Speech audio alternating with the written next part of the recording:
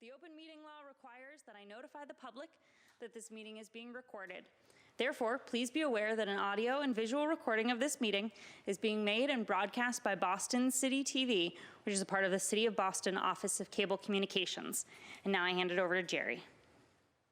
Thank you. And I'd like to start out and welcome everybody to today's meeting and start out with introductions. To my right, Elizabeth Dean Clower, Vice Chair of the Boston Commission and from Back Bay. Dusia Lebovskaya, a board member and officer and from Mission Hill, Boston. Hi, I'm Wesley Ireland. I'm a board member and I live in the North End. I'm Olivia Richard. I live in Brighton, and I am the secretary for the board. Carl Richardson. I live in Brighton. I'm an advisory board member. Juan Carlos Ramirez from the South End, commission member. Paul Karen, advisory board member. I live in the West End. Kyle Robidoux, advisory board member, and I live in Lower Roxbury. Winsky, advisory board member, South End, Fenway. Hi, Kristen McCosh, the Disability Commissioner and ADA Title II Coordinator for the city. And on the phone? Hi, this is Diane Hosseini, board member, South Boston. and again, my name is Jerry Boyd, and I'm from West Roxbury. Next on the agenda is the approval of the September minutes. Do I have a motion to approve? I make a motion. Carl, any seconds? I'll second it. Thank you, Zari. All in favor? Aye. The motion passes. Next on the agenda is a city presentation from the Office of Recovery Services.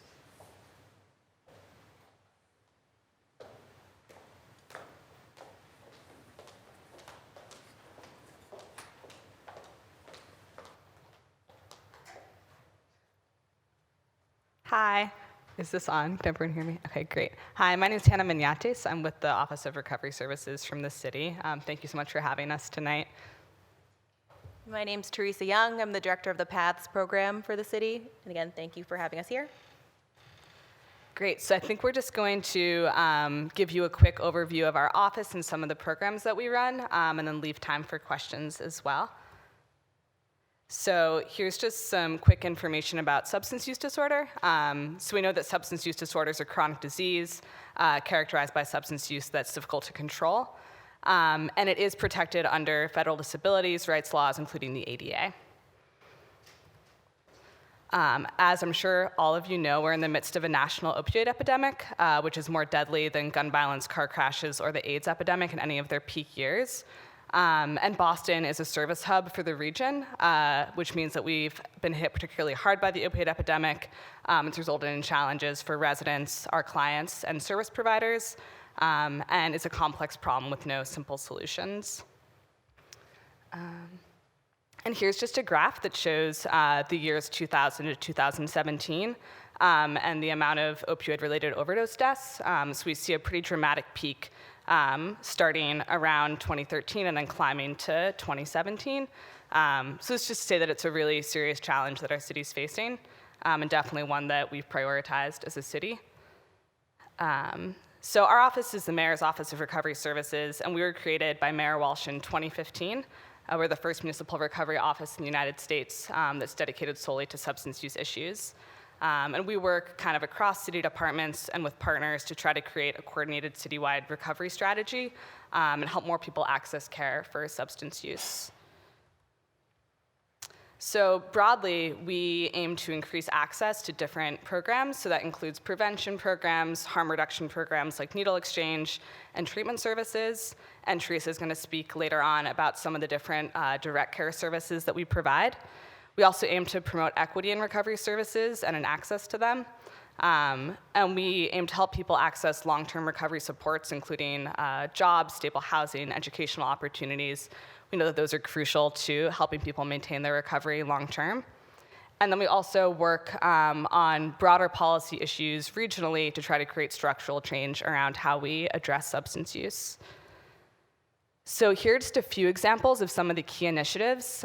So when our office first started, one of the first things we did was link 311, which is the city's municipal hotline, with the PAS program that Teresa runs, which is an access to care program.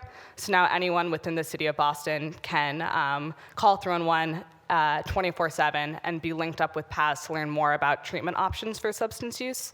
So that was an early initiative that we launched to try to create more access to substance use and better information on where people can go for help. Around equity, one of our major initiatives was our youth substance use prevention plan. So we released that last summer, and that's our citywide strategy around youth substance use prevention. We know that historically a lot of youth prevention efforts have been geared towards white and more affluent youth. And so this prevention plan was really aimed at working with Boston Public School young people who are primarily young people of color and lower income. And so it's aimed at really working with our community partners, with the school system, with many other partners to deliver quality prevention efforts to young people across Boston. For long-term supports, we launched a couple years ago the PAIR initiative, which is a really exciting initiative, I think, that provides small seed grants to people in early recovery to fill some of those kind of long-term social determinant needs around housing, education, and workforce development. And I think that's an exciting one because it really fills a gap that we didn't know how to fill otherwise without some generous funding from the Letters Foundation. And then, as you may have heard, Mayor Walsh recently announced his plan to rebuild the bridge to Long Island to create a regional recovery campus there. So that project is underway, and we're hoping that's going to help kind of build a new model for treatment in the region and fill some regional gaps, particularly around long-term care. Do you want to speak on these? Okay. So we offer a wide continuum of services at the Mayor's Office of Recovery Services, and that really stems from engagement services all the way to treatment programs. So right now we have a team of outreach workers that is in the neighborhood, the Mass Ave Melania Cass neighborhood, and their whole goal is to engage with people that maybe aren't coming inside to seek support for their substance use, and over time build relationships with them so that when they're ready, they're going to be the one that links them to care. We also have, it's called the Engagement Center, and it's a low threshold drop-in space for individuals who are experiencing homelessness and otherwise may not have somewhere to go during the day to get a variety of different programming. So access to basic needs. So we offer showers, we offer public restrooms. I mean, just heating and cooling is really important for folks that are outside, spending a lot of time outside, as well as peer programming. The Engagement Center is informed by a consumer advisory board, and they also bring a variety of different programming just for exposure for folks. So, for example, there might be some faith-based programming. We've had students from social work programs come in and run groups. The Boston Public Library gave us a donation of books, and it's kind of a space for people just to be. A-Hope is our syringe exchange and drug user health program. So they not only provide access to clean syringes, but they also do address the health needs of drug users. So that might be STI testing, basic wound care, the provision of naloxone or Narcan, which is widely distributed by them, and other risk reduction supplies. They also have done vaccinations. They have a mobile outreach van that goes to different parts of the city who don't have easy access to recovery services. So maybe they're not, like the Mass Ave, Melania Cass area is not accessible by foot for them. So they're taking the services out to the folks and doing outreach in that way too. And then there's also Paths, and that's the program that I run. So that's the resource and referral center for anything addiction treatment in the city of Boston. I'm sorry, we actually refer across the state. So we are a very low barrier, low threshold service model. People just walk in off the street, and if you're experienced or have experienced challenges with your substance use, we sit with you, we ask what you're looking for that day, we do an assessment, and then anything that you need to get you to the next step in your treatment is something that we're going to address with you through intensive case management. So, for example, if a person doesn't have insurance or they have lost or stolen medications, we make a plan to really address all of those things and in the service of making treatment referrals. So you may not be able to go to a certain program without a certain medication, so we're going to help you get that in order to help you access care.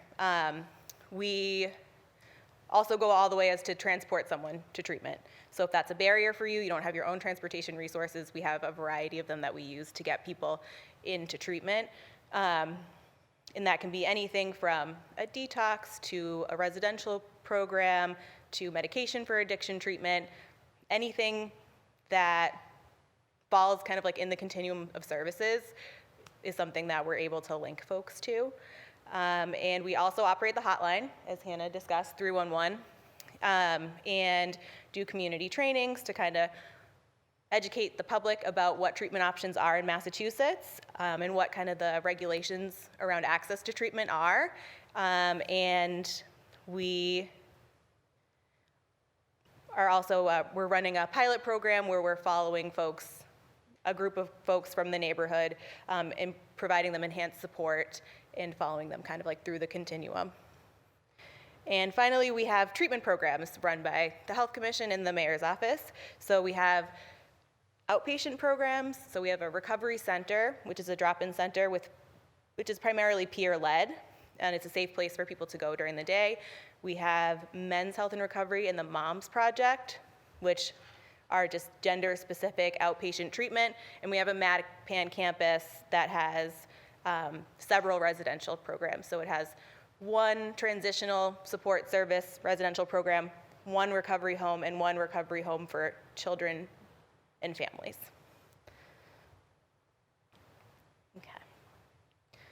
So the next slide is, and I'll go through each piece, is a little bit about how you access care in Mass. So the first step is assessment.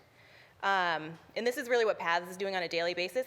But it's something that can happen across all of our programs because we want every program to be an entry point for someone who wants help. And we want to get as close to treatment on demand as possible. So when you need the help, having the help available.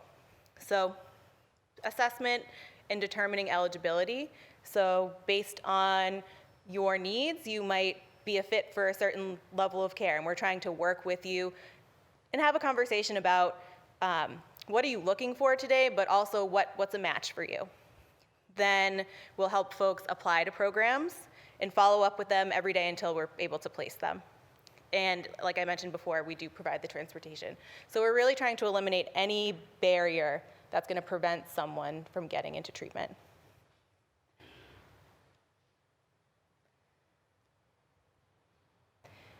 The last slide is information about the hotline that we run. So it's 855-494-4057, but you can also use 311. It gets connected to us during our hours of operation, and overnight the Gavin Foundation picks it up. And we're a 7-day-a-week program, so we are only closed 3 days a year. We're closed on Christmas, Thanksgiving, and 1 day for a staff retreat. But otherwise, we're open and there to help folks. We're open 7:30 a.m. to 7 p.m. during the week, and 8 a.m. to 4 p.m. weekends and any holidays that we're open. So that concludes our presentation about recovery services, and we want to open it up for questions. Yes. My name is Ducia again. I have a question. I was looking at one of your graphs, and first of all, I want to say thank you very much for the program. I have an acquaintance who lost her son to opioid addiction, so this is definitely so greatly appreciated. Mm-hmm. And as I said, I was looking at your graph, and I noticed, I don't know, maybe it's just me, but it looks like 2016, you had more deaths than 2017. So I'm really grateful that you had less, but what is the difference? How do you know what happened? So I don't think we fully understand the reason for that dip. I mean, we're super grateful that there was a dip. One idea is that not just the Mayor's Office of Recovery Services, but a lot of programs in the state have stepped up their distribution of naloxone. In addition to that, we've done more than many community trainings telling other folks who maybe aren't service providers how to use that, how to use Narcan, how to administer, what are the signs of an overdose. And that includes some businesses that are noticing that folks are using their restrooms, it's becoming unsafe, and they want something that they can do to respond to that. So I think that is one of the big reasons behind that. Thank you. Yeah, thank you. Any other questions from the board? Elizabeth has a question.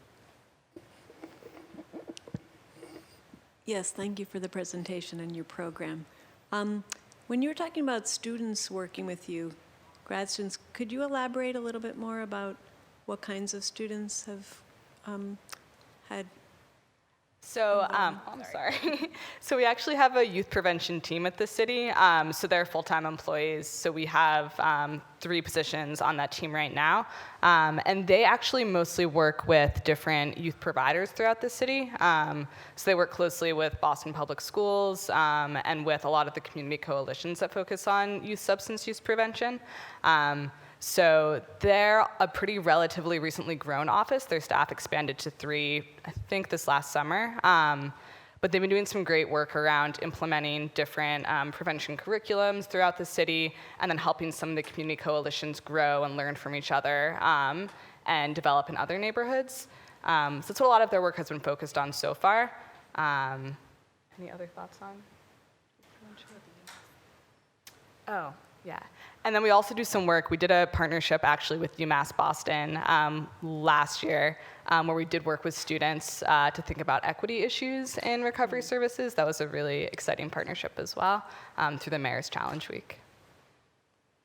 And what about any grad student, like social work or nursing or? Yeah, so I think it varies from program to program, but certainly PATHS program, AHOPE, and outpatient, actually, and I believe the residential campus as well, we have social work or public health or, masters in counseling interns. So we do work with the schools in that capacity. Okay, and that's a very interesting issue you brought up about equity. Did anything come up from that? Was there any, after the work with UMass Boston last year, is there any projected follow-up, or is that a focus within the efforts? Yeah, definitely.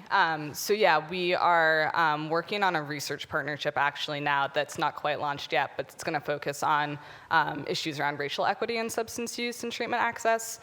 We've seen over the past few years a pretty dramatic rise in the overdose rate among particularly Black and Latino people in Boston. It's definitely a major focus. And there's also, I think, a pretty big focus through the Long Island Project on thinking about how we can make sure that any new treatment programs are also thinking about equity issues, particularly around race and ethnicity, but also always around gender, LGBTQ issues. Do you have anything from? Okay. Thank you. Thank you. Sure. The commissioner has a comment. I just want to give a shout out to the board to say that they wrote a letter in support of reopening the Long Island campus. They wrote a letter to Mayor Walsh. So they were in full support. Thank you. We appreciate that. Thank you so much. It's needed. Kyle has a question. Just a comment more than a question. So echoing just thanks for your work, particularly the focus on reducing the harm for folks that are out there.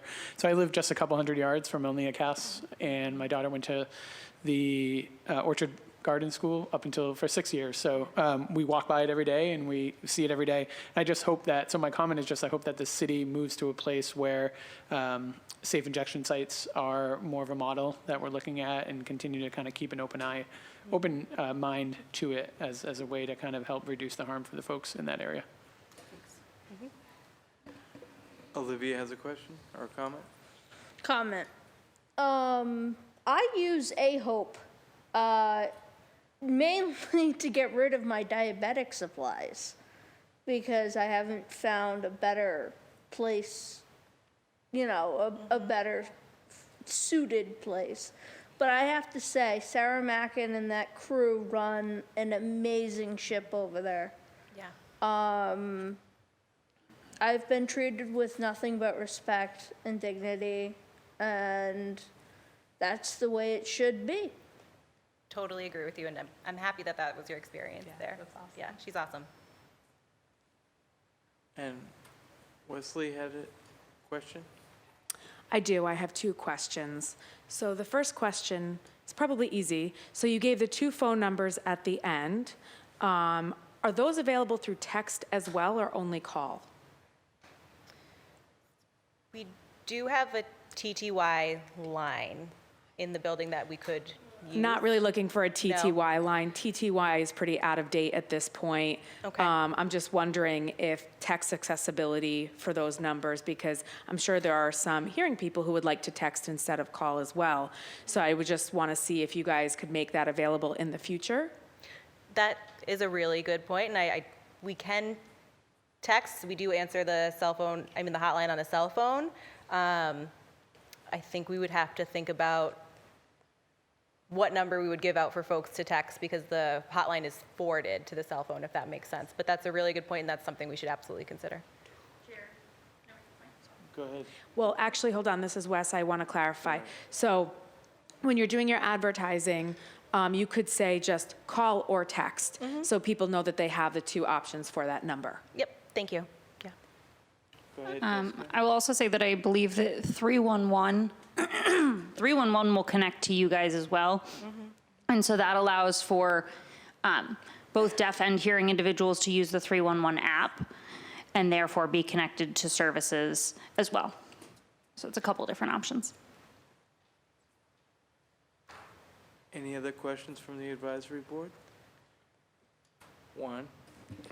Hi, I guess we all recognize the importance of these programs in the city and around the state.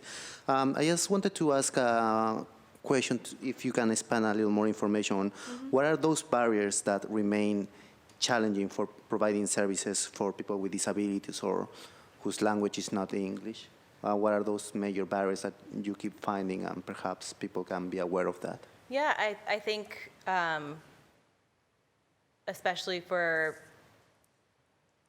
folks who speak different languages, there is limited capacity at the programs that we refer to sometimes to work with folks. So one way that we address that is we partner with Project Assert and BMC, who has the translation service, and we'll go as far as if we have someone that speaks that language, to accompany them into the building to do the intake with them. And so, but it can be a challenge, especially for, certain languages. There isn't a huge amount of capacity out there.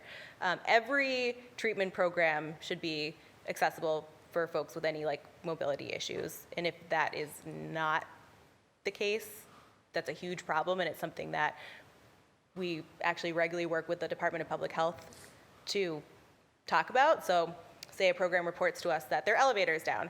That's unacceptable, right? Because that limits someone's access. And so that's something that we take to the state, who regulates and oversees a lot of the treatment programs, to kind of say, this is what's going on, and we need to investigate this and get this addressed. Does that answer your question? Yeah, of course. Okay. Any other questions from the board, either in person or on the phone?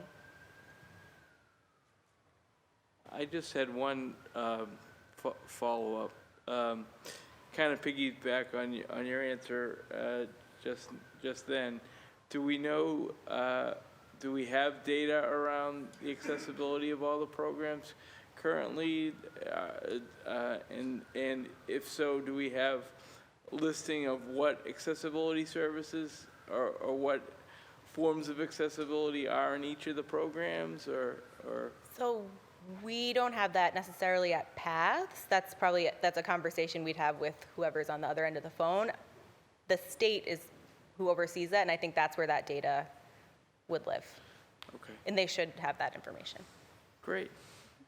Thank you. Just say one more thing. Go ahead. We can look into getting that data for the board for next month. I think it would be important. Yeah. Thank you. All right. Thank you. Next, we have a presentation from Matt Warfield of the Micromobility Working Group.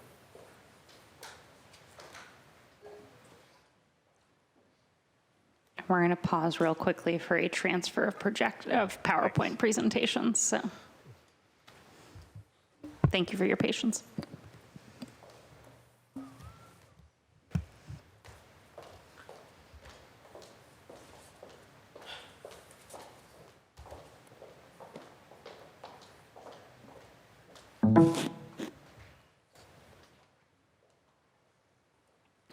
Also, just so the board knows, this presentation will be sent out to you after this meeting is done, or tomorrow morning, realistically. Thank you, Jessica. No problem. I'll see what I can do for you.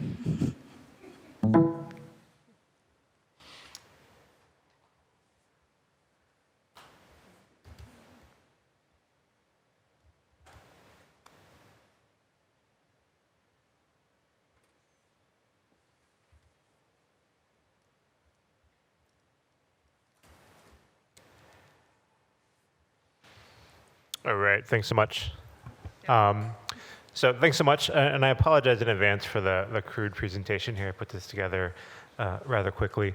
So my name is Matt Warfield. I'm a transportation planner here with the Boston Transportation Department. I've been tasked with helping guide our process towards developing an approach to a potential program for dockless vehicles, in particular dockless e-scooters. And so I'm going to just walk you through a little bit of where we are now since we passed that ordinance here a couple months ago or several months ago, and the steps that we've been taking both regionally and locally here towards looking at a pilot program. I'm sure as many of you know, we passed a small vehicle sharing ordinance that went into effect back in June. And essentially what this ordinance did is it gave the city authority to regulate and license dockless vehicles, small shared dockless vehicles.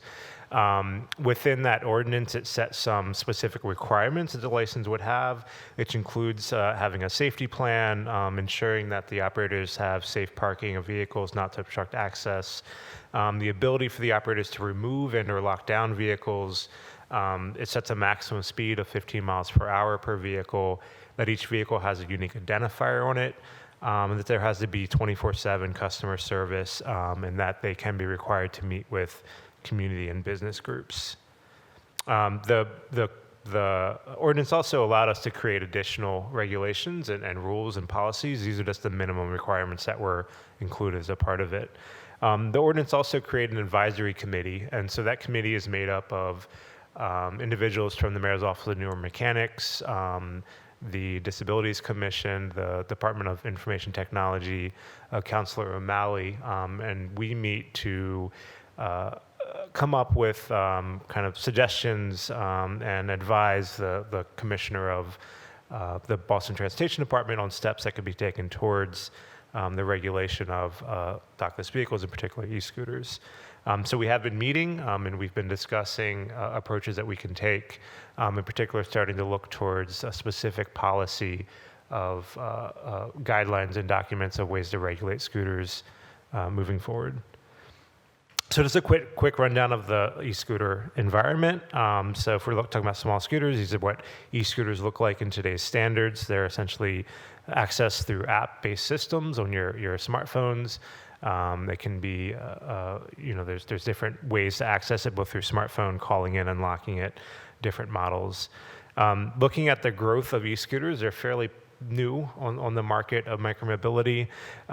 In 2017, they didn't necessarily exist on a large scale, and within 1 year, the number of trips taken on e-scooters surpassed bike share, which had been around for over 8 years. So significant uptake, a lot of user ridership of these vehicles throughout the country.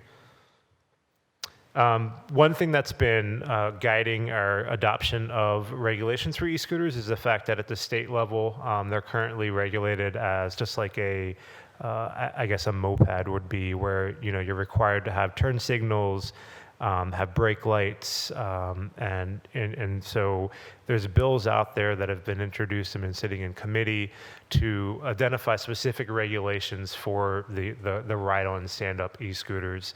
And until those regulations are identified, we do not have plans to move forward with a policy towards implementing a pilot program.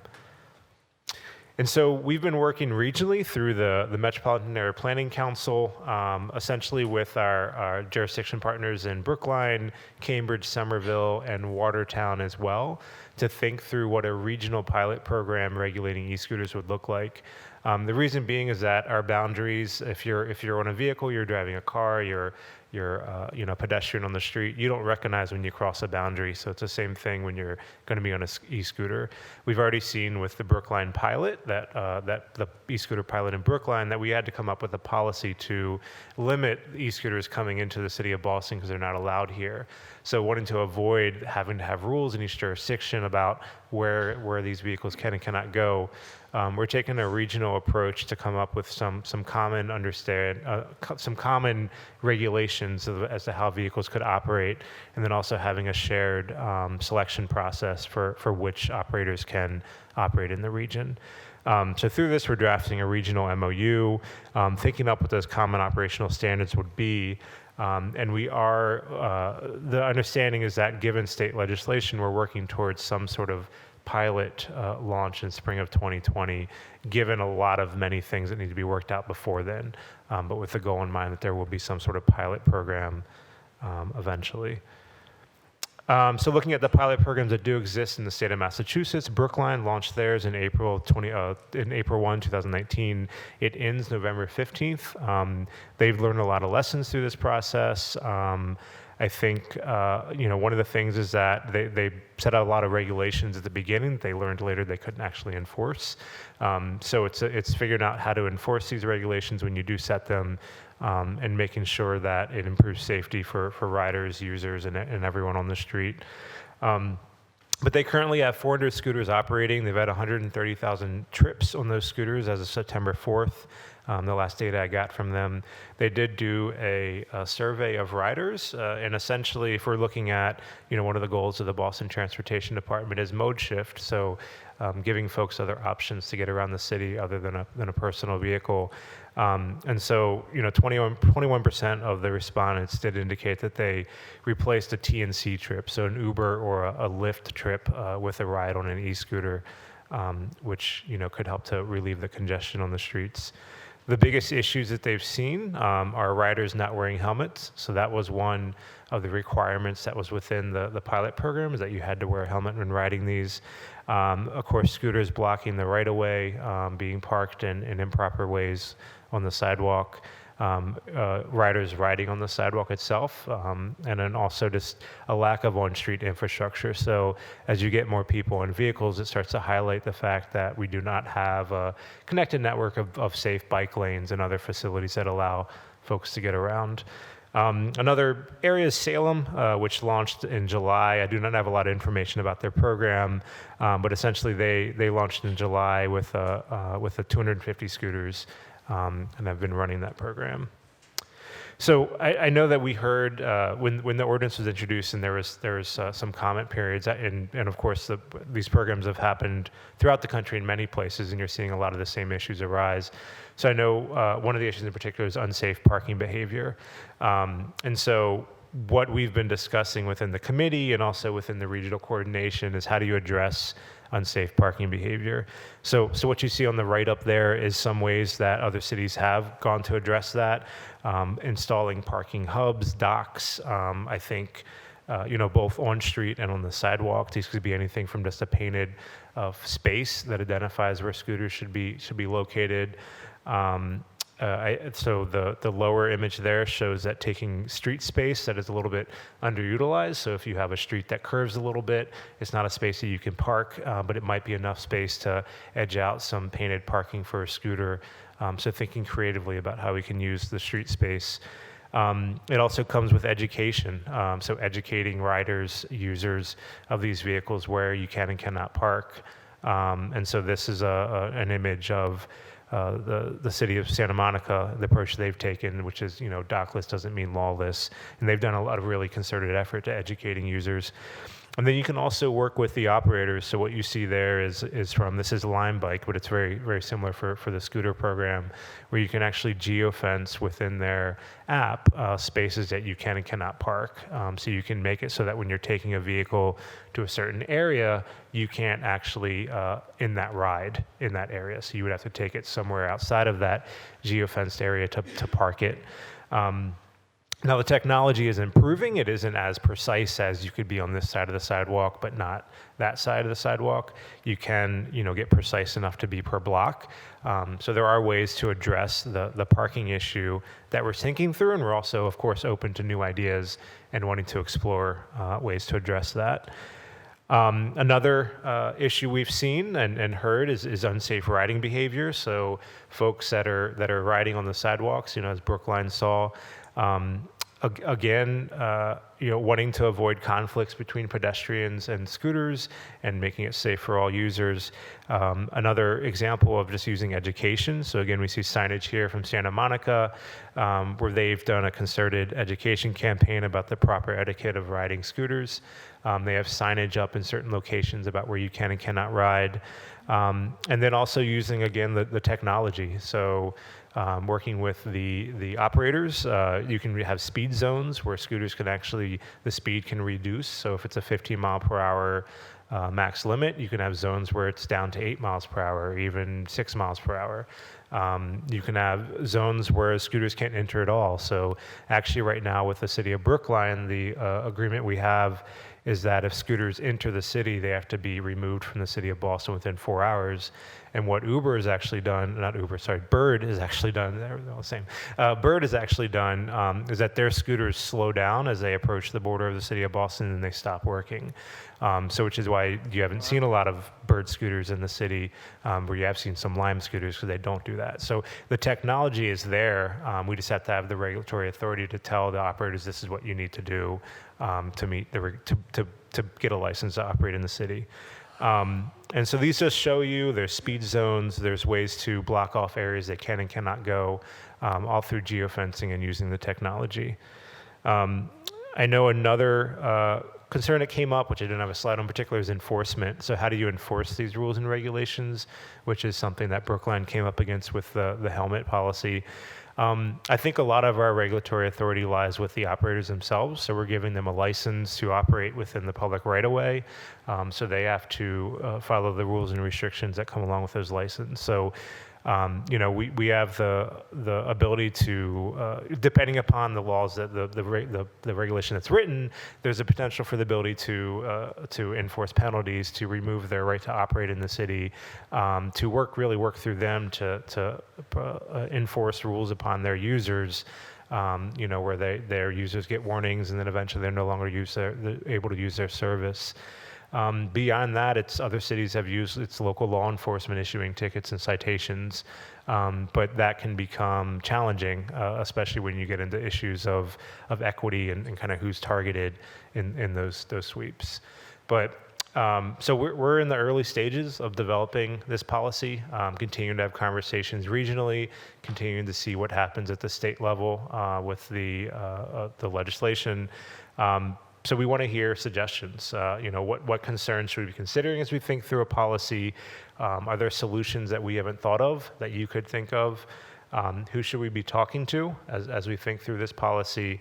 And what should be the measurements and evaluation metrics that we use if we eventually get to a pilot program to see if it's working for the city? Thank you.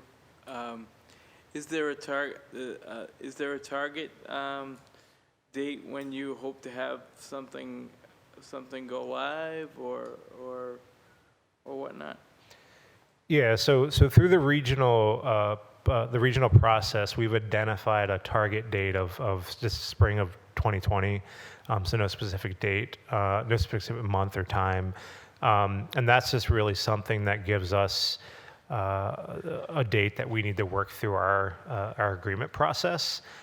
Each jurisdiction has their own concerns, their own city council or town council concerns and issues. So a lot of things we need to work through before we get to an agreement, but it at least is telling us, all right, we need to have our our pieces in order by this time if we want to launch this pilot. Because the thinking is it doesn't make sense to launch something near the winter months. We're trying to hit the beginning of a season so we can see what the impacts are. Sure, thank you. Olivia has a question or comment? So I live on the border of Brookline and Boston, like literally 50 feet from the border. And I watch very confused people as their scooter slowly dies, as they're trying to get to the Whole Foods. And so I'm wondering what education has been done that says, you know, you can't ride in Boston. Because it doesn't seem that people are understanding that's the reason the scooter is slowing down. It's not broke, it's not dying, it's you're in the wrong place. Yeah, so I know within Brookline's ordinance, they identified sort of a requirement for the operators to, when you sign up for the app, you have to read through all the rules and regulations and say you agree. Of course, it's multiple pages, and most folks are probably scrolling through that. I know from our end, we were mostly concerned with making sure that Brookline enforced the policy. So we haven't spent a lot of effort educating people about that unless they come into the city, and then we work with the operator like Lime we've communicated with oftentimes about their vehicles being here. So I'm not sure what Brookline has or hasn't done in terms of education, but it's a point to make when we think through a program here, the efforts that need to be made to educate people about proper riding, where you can kind of go, and what's going to happen when you go into areas you can't go into. Yeah. John Winsky has a question or comment? This may seem strange, but I think that in the regional compact, you should make note that these regulations are not concerning mobility devices used by people with disabilities. There have been confusion in other cities in the United States where police pulled over somebody in a wheelchair and said you can't be on the sidewalk, which would be terrible if you're trying to get in your house.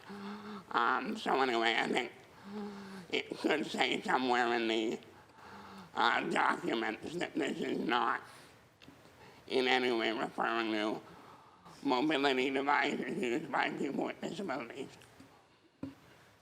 Yeah, that's a really good point. I do believe the ordinance specifically calls out what a small vehicle is and is not, and I believe it identifies mobility devices as not being a small vehicle. Great. Elizabeth? Yes, two things. In follow-up to Olivia's question or comment about people not understanding about what the boundaries are. I think we're all accustomed with those agreements and verbiage that people are accustomed to just having to click that they accept the terms of something without reading it. So I think having some even visual, like a map with a red, red borders or something, and then the appropriate alternative formats, something that simplifies that aspect or highlights that aspect would be appropriate. But when you're talking about a regional pilot, and yet you also mentioned different municipalities having different rules, how do you foresee that working in the pilot, especially regarding enforcement? Sure, yeah. So that's where our sort of ongoing negotiation comes in. So we're meeting at this point bi-weekly, every 2 weeks, is that right? Bi-monthly. And so, for example, so we all have to come to a shared understanding of what the baseline, the minimum requirements would be, and then everything that we adopt locally couldn't contradict those requirements. So while we could have rules locally that specify, let's say, So let's say in general, regionally, we say you cannot ride on this, like you can't park in a way that blocks access and has to be safe parking. And then, but locally here in the city of Boston, we say you have to park in identified parking zones. So that would be a difference where regionally you might not have identified parking zones everywhere within every jurisdiction, but in the city of Boston, we've said that. And so the way that would be enforced is we'd have to work with the operators to make sure that they're messaging to people, as well as similar to what Santa Monica did, putting out messaging about proper riding, proper parking, and then also using the technology to direct people, guide people to the parking where it is allowed and allowed not. This is just an example of what it could look like.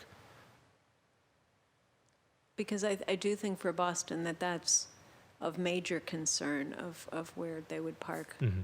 Yes. I just had a kind of a follow-up. Have you received any data from the other regional partners about any, you know, the bikes or whatever, the vehicles blocking sidewalks? How is, because we identified that as a real concern for folks with disabilities. So I'm just wondering, you know, what have the results been so far? Sure, yeah. So Brookline's the only regional partner that has had the vehicles for an extended period of time during their pilot program. So they have had essentially the only data that I've received is they have had you know, complaints of scooters blocking sidewalks. They require the operators to go out and move the scooters within a certain amount of time. Recognizing that that's not perfect though, because oftentimes the nature of these vehicles is that they're to be used. So you might have a vehicle that's blocking access, and by the time an operator comes to move it, it might have already moved itself by someone using it. So I think being proactive rather than reactive is the best approach. So really learning from Brookline the type of complaints and issues they've received, and the type of response that's been had, you know, by the operators, and has it worked, has it not, and how could we do that differently here? Are they looking to extend their pilot, or what's the response been? They are looking forward to the November 15th date when the pilot will end, and they're awaiting a regional approach. Yes. Oh, sure. Okay. Any other questions from the board? For the city of Boston, are using the scooters on city sidewalks, is that still in discussion? Is that one of the items that are being discussed? It is in discussion, yeah. Okay. So I mean, just feedback. I mean, I work in Brookline, right on the Brookline-Boston border, and at least probably twice a week, I run into just a random scooter in an incredibly random spot. It's almost like someone just stepped off of the scooter and magically disappeared. And there I am running into it, either with, you know, running into it or hitting it with my white cane. And then also just people, particularly on Beacon Street, as you're walking towards Coolidge Corner, like just, you know, people randomly running into me or running around me. So I can't fathom that happening in the city. I also live right on the backside of Northeastern and Lower Roxbury, and just the unmotorized scooters that students are using right now are a pain in the butt, to be frank with you, right? They're on their phones, they have headphones on, they have no clue where they're going and who else is using that space. So it's hard for me to imagine that individuals using it at a higher speed with a motor are going to be that much more aware.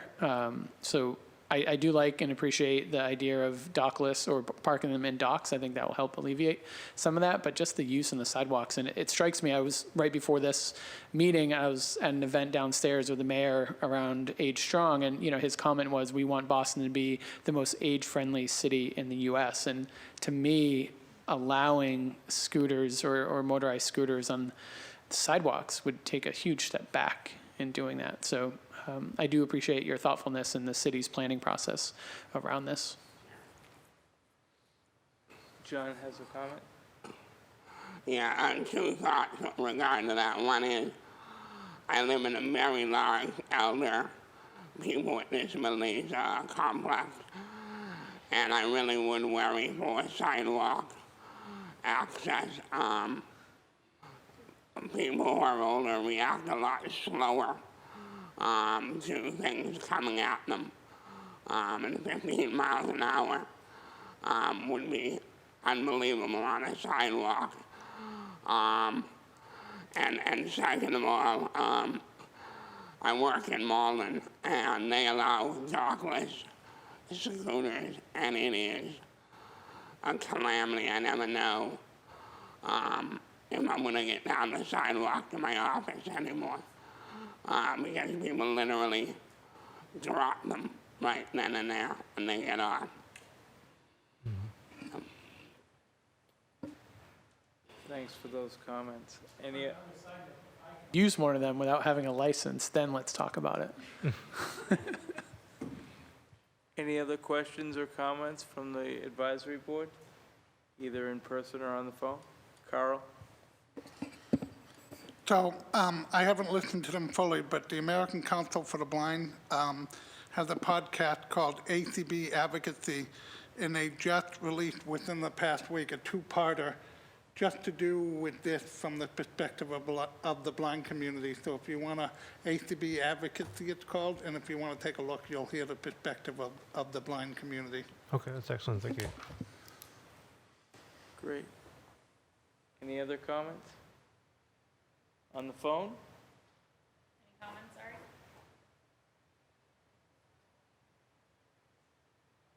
Hearing none, thank you, Matt. Thanks. Next is my report, which will be very brief. They're just reminders, actually. November 5th is Election Day here in the city. I would encourage all of us to exercise our rights to get out and vote and use our voices that way. And also on November 18th, as I mentioned last month, is the next RTAG advisory board, RTAG general meeting.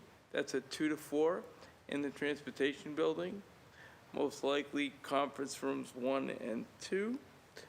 And then on the 21st is the BCIL annual meeting in the evening, also at the transportation building, I believe at 6 p.m. So that's my report, just a couple of updates. And next is the commission's report. Thank you, Jerry. So several things that we've been working on since last month. Patricia Mendez and I gave a training to Jamaica Plain Main Streets Association, a group of business owners who work with the city to make the business area in Jamaica Plain friendly to customers, and we met with them to talk about accessibility and increasing accessibility in small businesses. We talked about things like restaurants that have only high top tables, making sure that they get lower tables, and to disperse the tables around the restaurants so that they're not all the lower tables aren't just in the back. Things like the one step, which a lot of Main Streets have. A lot of Main Streets businesses all have one step. So we've worked with the State Department of Transportation in the Forest Hills area to have them actually raise the sidewalk to eliminate the one step in some businesses. So we look long-term. We encourage them to stay involved with the city, and we'll keep in touch with Public Works, too, about sidewalk projects where we can eliminate barriers like that. Other things we talked about were interacting with people with disabilities, clearing aisles, making sure that if they have a lift, the lift isn't used for storage, because I've run into that many times, and training staff on the lift if they have one. So from that training, Patricia has been involved in a deeper dive with the Main Streets Association now, so she'll be working with them a little more closely to give them guidance as they move forward. And we hope to expand this to other neighborhood Main Streets programs in the future. Second update I have is, I think you all know that we have a checklist that we use for developments under the Boston Planning and Development Agency. It's called the Article 80 Checklist, and it looks at all the accessibility features of new developments. So we're in the process now of updating the checklist. We originally created it in 2014, and it's just time to include some things that weren't in there in the original version. Two things that we looked at to add, which we did actually add, are some age-friendly elements. That really wasn't so much of a term back 5 years ago as it is now. It's really, in the public discussion. So we incorporated as many age-friendly elements as we could. things like lighting, it talks about floor surfaces, things like that.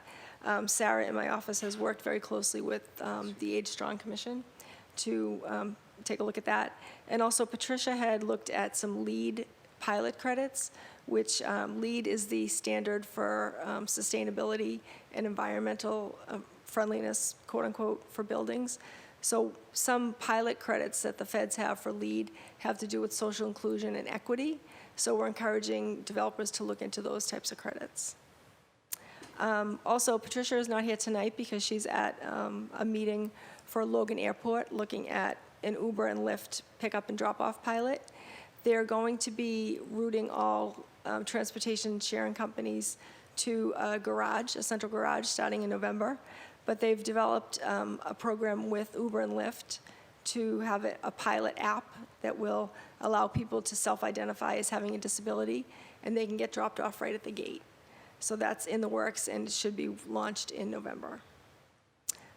We gave an annual report today to the City Council earlier, specifically with Councilor Flynn. He's very interested and supportive of our work, so we were able to talk to him about what we're doing, what we have coming up, and he's going to share the information with the other councilors. Two things that I'm working on. One is an accessibility audit of data and technology that the city does. It's part of a organization called G3ITC, which looks at, they're looking to create standards for accessibility in data, not so much just accessibility of the website, but looking at things like what kind of data is collected, who has access to the data, and kind of a broad brush of accessibility and technology. So we're working on that with the different departments in City Hall. We're also working on a financial empowerment program for persons with disabilities. I know the board had asked for that a few months ago. So we recently heard about some funding that we can get from Citibank as part of an initiative working with 5 cities. It's going to be Boston, LA, San Francisco, New York, and Chicago. And we're going to use the money to work on training for people with disabilities on financial empowerment, building on the work that Jessica did, the first summit for deaf people and financial empowerment that the city did last year. Also, coming up next month, November 1st, we have Disability Mentoring Day. That's a celebration of National Employment Awareness Month for persons with disabilities. We bring in 10 adults, residents of Boston, who are ready to work and looking for jobs. They do job shadowing in the morning. They do an afternoon of job interviews with city departments and also local employers. So this will be our 9th year doing that, and we're excited about that. Jessica has been working with Age Strong on some events that they've been doing, and I'd like to ask her to just give a brief overview of those. Sure, thank you, Commissioner. So I touched on them last time. So we were doing a series of 3 workshops and events with the Age Strong Commission called Age Strong at Work. So we did, I think the last time I spoke to you guys, we had done the first one, which was a series of panels on the importance of older workers in the workforce. The second one was a series of workshops all day on different things such as resume building, interview skills, how to apply for jobs online, and different resources like that. And then on the 12th, we had a job fair where we had about 20 different employers who were specifically looking to hire older workers. And we had over 100 attendees come and talk to employers and apply for jobs online, things like that. And it was a great series of events. Great. And then just a few announcements. One thing that I recently learned, and I don't know if it'll be helpful to the board, but I know sometimes when you're trying to schedule the ride to come to City Hall, it's difficult because there isn't a physical address on Congress Street. But we recently heard in a meeting that if you put in 1 Cornhill Place, either on a ride share or potentially with a ride, that it will get you to the Congress Street entrance of City Hall. So that could be helpful. That address again? Yep, it's 1 Cornhill Street, and it will work for ride, Uber and Lyft, and potentially with the ride as well. 2 other announcements. Mayor Walsh has given a directive that no city employees or board members can be involved in any marijuana businesses, dispensaries, things like that. So if that is an issue for anybody, please come talk to me. after the meeting or at some point and let me know. Commissioner? Yes. Just to clarify, we're working on ensuring whether or not this ordinance applies to our board or just certain boards upon reviewing the ordinance today. And also this, if it does apply to this board, it applies to yourself and any immediate family member. So if, within the city of Boston. So if you have any questions, if you are unsure, reach out to us and we'll reach out to our legal department.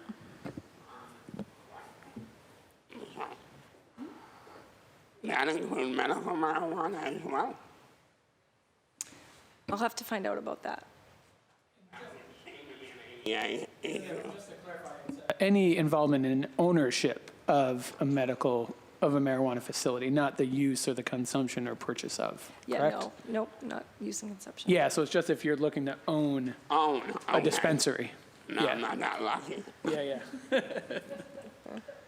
Okay, and then the final update is we have a new meeting date for our next meeting. We had to move it because the council chamber is being used by the school committee. So it's going to be December 18th, which is a Wednesday. And that will be a combination of our November and December meetings, just due to people's schedules during the holiday. I know everybody's really busy. So December 18th, and we'll send that out by email. And that's it, if anyone has any questions. Yes, Commissioner, just to follow up on the Logan Airport, the Uber and Lyft drop-off and the policy and stuff.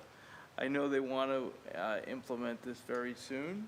I guess I've seen a couple things, both in the paper, in the Globe, and on TV about people already testing it out, or media testing it out. So, like you said, November, you think is when it's going to be implemented, or? I know Patricia said they are very anxious to get it implemented. And again, it applies to rideshare programs like Uber and Lyft. If you're getting a ride in a personal vehicle, it doesn't apply to you. You can still go to the gate. Sure. And if you self-identify on the app as having a disability, you can also still go to the gate. But I believe it is November. Okay, great.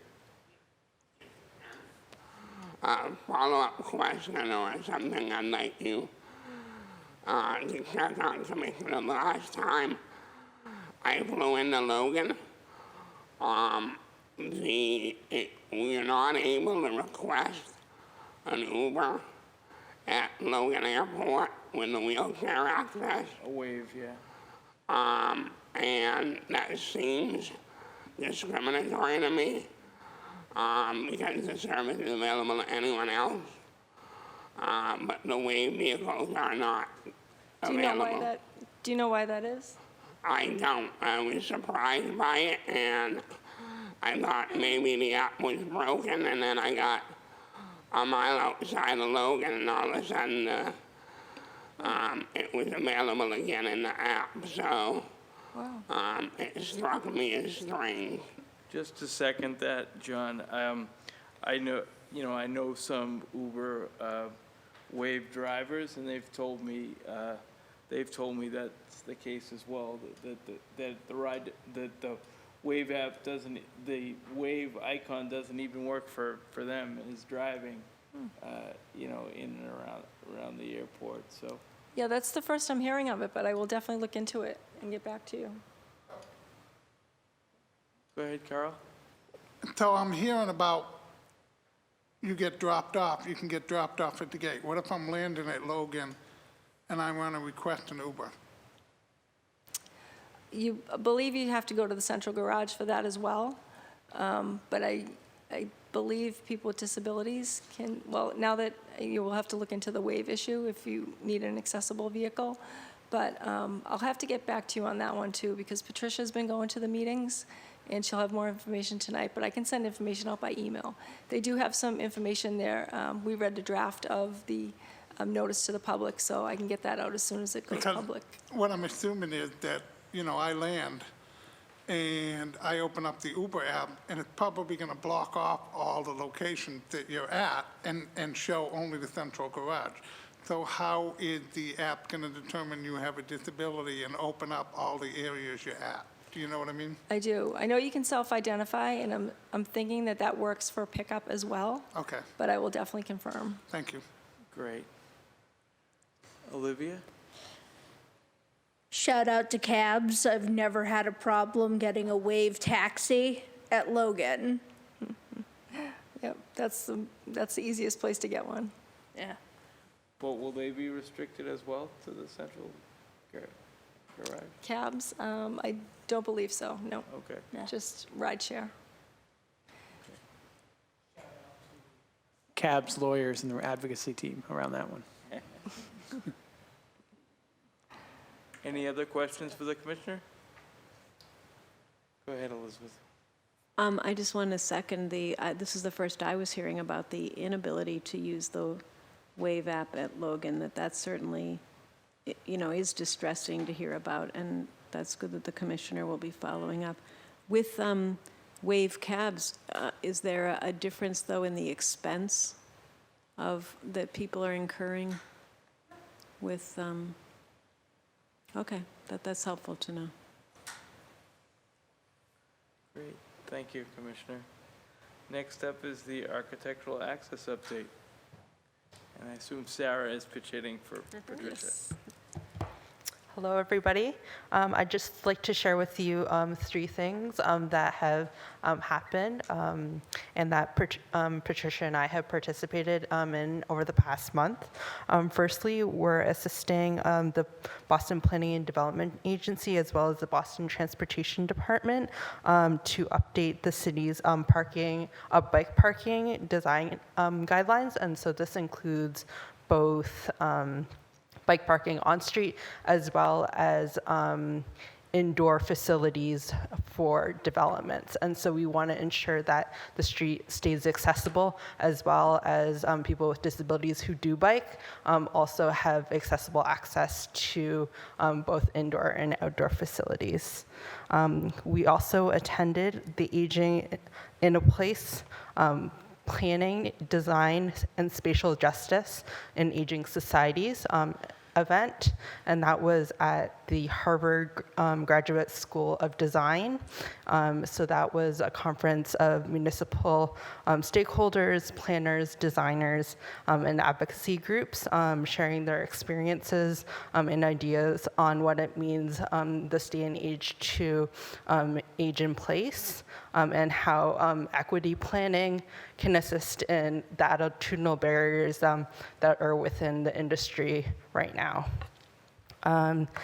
And lastly, today, Patricia and I participated in NATCO, which is the National Association of City Transportation Officials design workshop. And we worked with other city staff in design exercises to aid in the development of standard design approaches for common issues on constrained corridors and streets, and to represent different stakeholders in the design process. Are there any questions? Carl. Carl has a question. You may or not know this, because I know Patricia serves on the Architectural Access Board. Where are we in the search for a new director? I think we are at the same place we are last month. There has not been a significant update in the search as of now that we know of. Olivia? Can you spell the organization, the third one? Yep, so it's NATCO, and that's NACTO. Okay, thank you. No problem. Carl. So I recently went over to Boston University to visit my wife, and I haven't been over there in several months, but they've done a bunch of new sidewalk construction. And I didn't realize what was going on, but I guess I thought I was crossing the street, and I was crossing a bike path, and then I came to a curb, and then I came to a planter. It's very confusing, disoriented, and I hope we're not planning on doing that in other areas for the city of Boston, because I didn't find it to be the most accessible, and it's brand new. So I didn't find it to be the most accessible area. Carl, was that in a crosswalk? Yeah, because how they did it, when you get off the T, you cross the street, then you cross the parking spot, then you cross the bike path, then you cross the curb. I mean, they have multiple curb cut now that you have to get to just to get to the sidewalk, because they've zoned off. What they've done is, it looks like to me, is they've cut the sidewalk down and created a bike path with another curb. Is the bike path level with the sidewalk? Do you No. know? No, it's on the street level. Yeah, it's on the street level, so there's 2 sets of curbs now you have to cross, and it doesn't always make sense.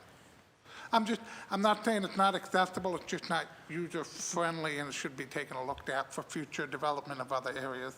Carol, where was that specifically? It would, by BU West, just over the bridge, let's see, 871 Commonwealth Avenue. It's the 800, 900 blocks. Yeah. Carl, not 100% sure. Go ahead. All right, not 100% sure, but I think that, so last month where the individuals presented about the redevelopment of Kenmore Square in that big building, when they talked about the pattern, the traffic patterns there, I think that's actually the model that they're looking at to use in Kenmore Square, where they go from sidewalk, bike lane, curb cut, and then traffic, and then you cross. Just as a FYI. I'm not 100% sure, but I think that's Well, what maybe, they're looking at. I found it very confusing. Yeah, Maybe I'll get it. I'm just saying, like, and you mentioned it's something we should think about, but, something to think about is if they're actually implementing that or looking at it Right. for Kenmore Square as well. That's definitely something that we can translate to the Boston Transportation Department as well as the BPDA when there are new designs or new ways of configuring the street. I think some outreach needs to be done to the community to kind of explain how the intersection will work. Well, that was, and I think that was a Mass DOT job, not a City of Boston job. Yeah. Any other questions for Sarah? Give them cars just getting used to the wagons and horses being gone. Thank you, Thank John. you. And thank you, Sarah. Under old business, I think we did have a couple of things that we were hoping to, letters we were hoping to get written and follow up on. Maybe Jessica, you can. Ooh, Jerry's throwing me under the bus. Due to my lack of response to Jerry's diligent and persistent emails regarding what letter he was supposed to write, we do not have the Abilities Expo letter ready for the board, but Jerry and I will work on that post haste. And I believe that there was a second letter that Olivia was writing. And what is the status of that one, Olivia? I'm going to throw myself under the bus. At least we're there together. Exactly.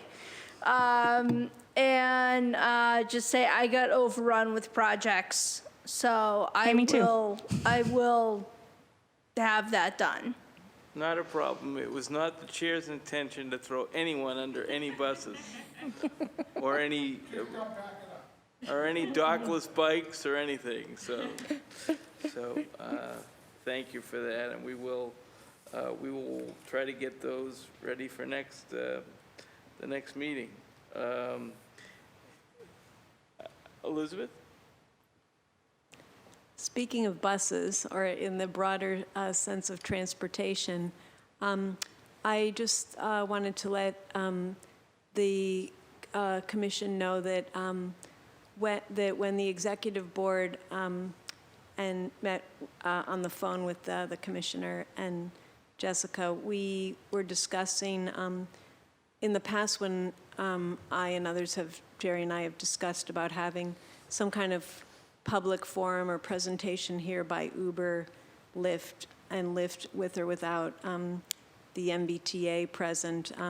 We had felt that for the specific issues involving policy and procedures, that our interests would best be served to do that in a non-public forum, that what we're not interested in at this point is having what I was just loosely calling a dog and pony show, by each one touting what it does, what's going on, versus what are some of the nuts and bolts changes that need to be made.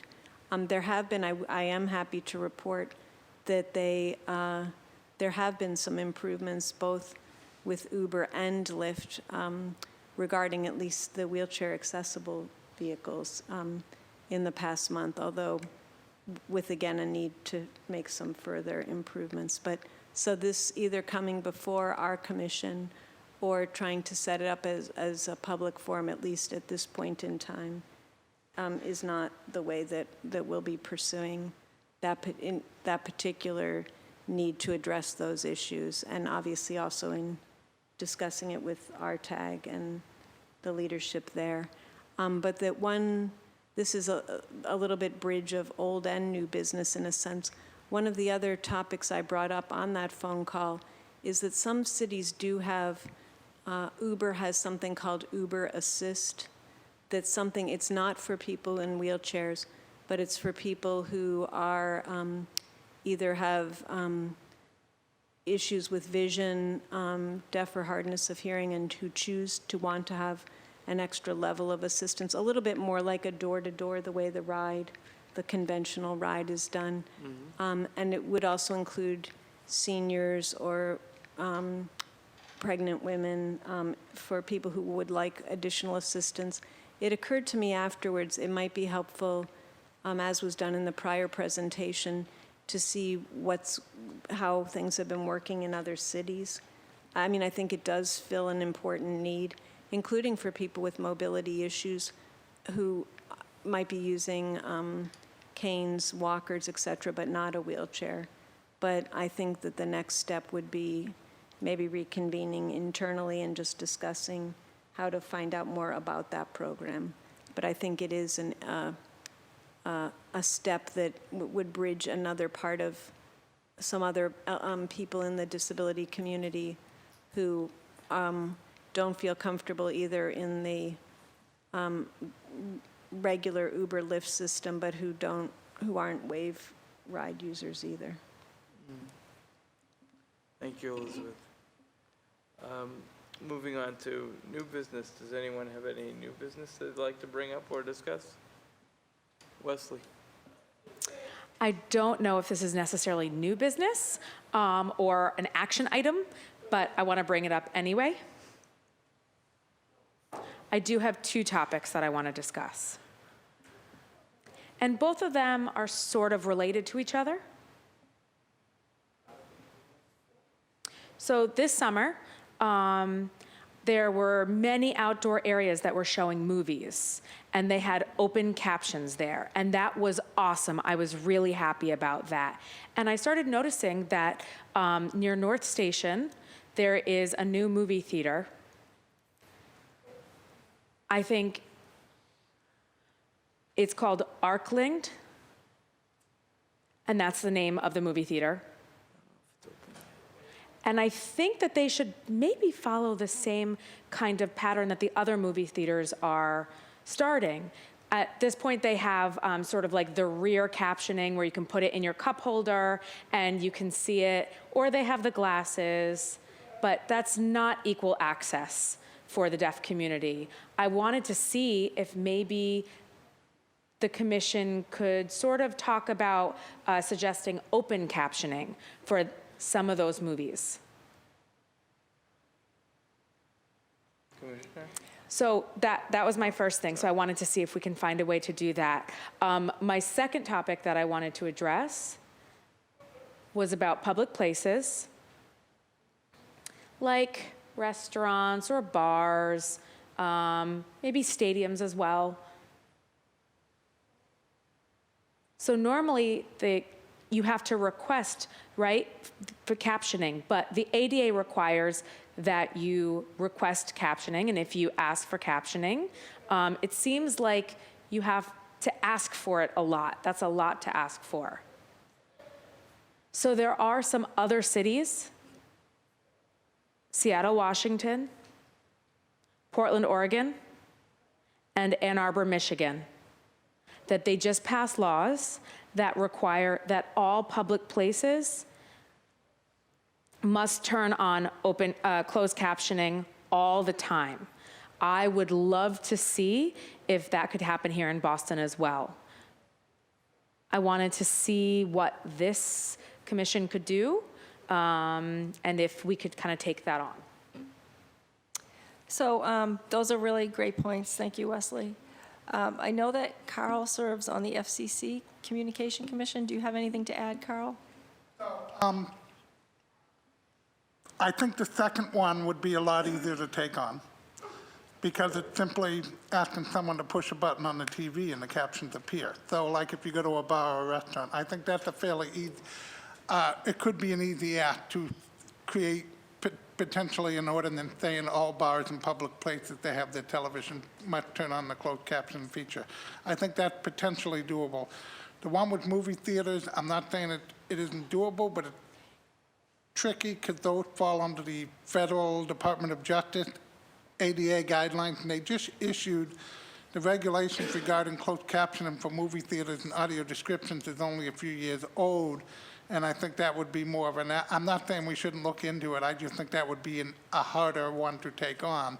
I think the first one, because 100% of television program is captioned and it's just a matter of pushing the button, that's something that we could potentially look at. Maybe an ordinance or even a public campaign, just saying, please remember to turn that on. I don't know. What I would suggest we do is, Wesley just mentioned 3 cities that already do it and see how they went about doing it, and maybe that's something that could be duplicated. I'm not sure how the movie theater one can be done. I will tell you, having used to work in the closed captioning industry, that used to provide captions for movie theaters, the movie theater owners will fight you. I'm not saying it's right, I'm just saying they will fight you because they'll say that it'll drive audience members away. I disagree with that. I'm in Wesley's camp. I think there are people that in the audience we don't know about, people who don't have English as a first language, or people with mental health issues, or people on the spectrum. I think captions not only help out the deaf and hearted community, but they help out a wide, but I'm not sure how to hit. The first one, the second one he mentioned, I think is potentially doable. The first one, I think we'd have to work at. Yeah, I was going to say the same thing, that I can reach out to the disability commissioners in those cities. I do a monthly phone call with disability commissioners from across the country, and I can see if they can find out information for me on how that was put into place. And so I think if you give us some time just to find out information, we can get back to you and then discuss any actions that Boston could take. And I'll be happy to send you the rules and regulations that currently exist for movie theaters for us to look at. That'd be great. Okay. Thanks. Yeah. John? Sorry, I do want to just, Sorry, this is Wes Wesley. again. Sorry, I do just want to add one thing. In Frederick, Maryland, the deaf community has been advocating for open captioning in movie theaters. They were very successful. So they did get some showtimes that have open captions. I'm sure that they would be great at giving us some information so we could learn from what they learned, and then we could bring it here to Boston as well. Great. A couple of things I want to. Go ahead, John. I want to concur with what Carl said and the commissioner. I do know there is a group in Massachusetts that works on certain performances being open captioned, and there are movie times that are being open captioned now. I will say, as somebody who uses closed captioning at home, that I know most people who do not need captioning find it highly annoying when they're over my house, and I think the movie audiences, unfortunately, would have a complete cow over open captioning movies. But I agree, the bar one is simple, and in fact, I think there is ample evidence that a lot of people use it in the bar room to check the score of a baseball game or to see a news flash when it's going across the screen. So I think it's highly likely we can get a provision in the city on that. Go ahead, Wes. Sorry, I forgot what I was going to say. Never mind. Thank you. Could you? I echo, Wesley, I echo the comments here, and thank you for bringing those up. And even though even though the first one with the movie theaters would be difficult, we'll certainly look into it and see what steps that we can take to at least start the advocacy process. So, but thank you for bringing that up. And Carl has another point. I was just going to say, Wesley, it might help if you sent the commissioner any information you have on places that have been successful on either movie theaters or closed caption in a public spaces.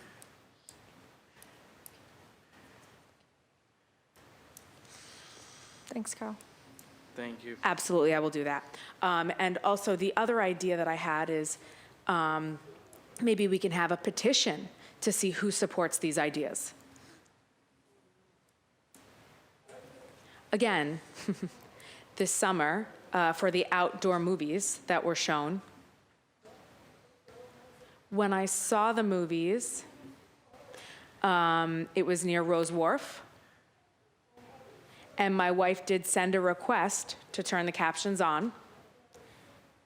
And they did show movies every Friday during the summer, and they said, okay, for the rest of the summer, they would turn the captions on for all of the movies based on that request. I don't know if there were any complaints, but they did that. So just to let you know. That's great feedback, and we will definitely see what we can find out. That is awesome, and I know that when we had the presentation from the Parks Department, they said that they were able to do that, and I'm glad that they followed through and did it. So, Carl? I was just going to make, if you get open captions, I want open audio description. Oh, that would be amazing. Any other new business or new action items?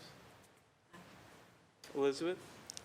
I just wondered about the possibility heading into the new year, not until the new year, but about the possibility of having a retreat for the commission members. That we had briefly discussed that last year, especially when when the board got expanded and new member, and I know that with getting this new space and a combination of things, that didn't happen, but just as a way to be able to brainstorm together on some priorities or possibilities, and also have a little bit of social space that's different. That right before tonight's meeting, although I had broached you about were we going to have a holiday party, I think actually a retreat that was a combination of substantive work and outside of the city hall setting, just for a change of scene and pace.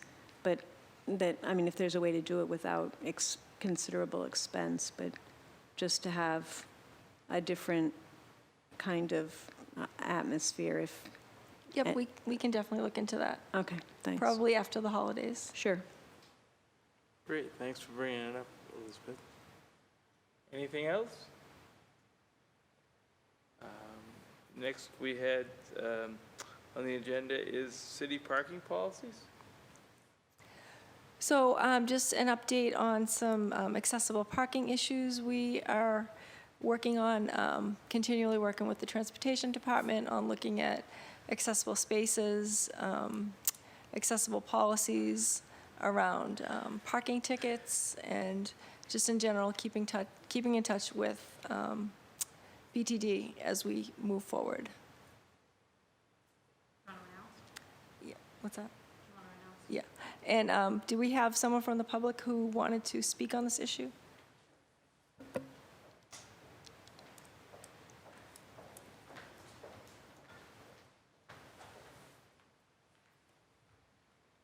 Thank you.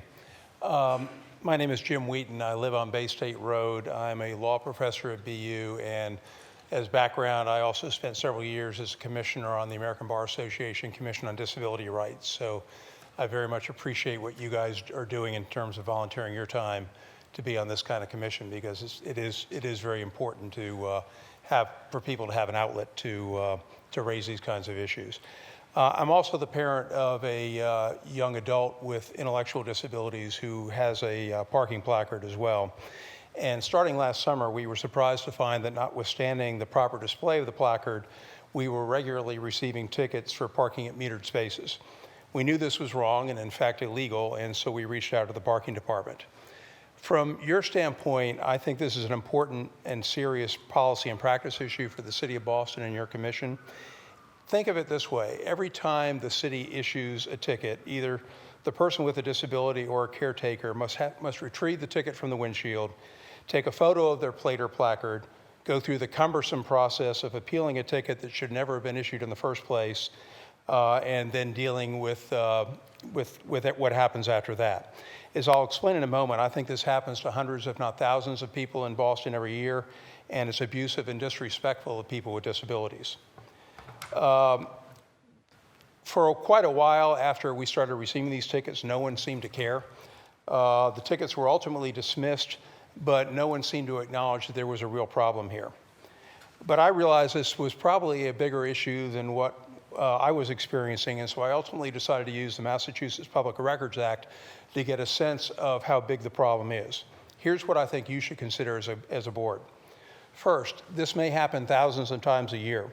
Over the last 3 fiscal years, Boston Parking issued but dismissed between 760 and more than 920 tickets for parking in designated HP/DV spaces, and more than 2,500 tickets every year for parking in metered spaces. Now, these are dismissed tickets. For the metered spaces, almost 1 per hour that they ended up dismissing for every hour of the year in which the meters are operating. But they were dismissed after the recipient provided evidence of a plate or placard. Yes, the tickets were ultimately dismissed. Yes, some of those placards might not have been properly displayed, and so that number is not necessarily a number that represents where parking enforcement made mistakes. But it's still a huge number of tickets that were inappropriately issued, and it involves parking officials violating the law virtually every day. Second, this is not an issue with a few less than competent parking enforcement officers. The current Transportation Commissioner, who I believe is here today, looked at all of my tickets, and for every single one of them, approximately 14 over the course of a year, every one of them was issued by a different officer. The placard was properly displayed every single time. Third, this is not an issue with confusion over non-Massachusetts placards. My daughter's placard is not from Massachusetts. We just moved here 18 months ago, but it's entirely blue. It has a really large white wheelchair on it. Any parking enforcement officer who is confused by that needs to be in a different line of work. Fourth, the appeals process that the parking department uses is broken. It's confusing. The website says different things than the people who answer the phone.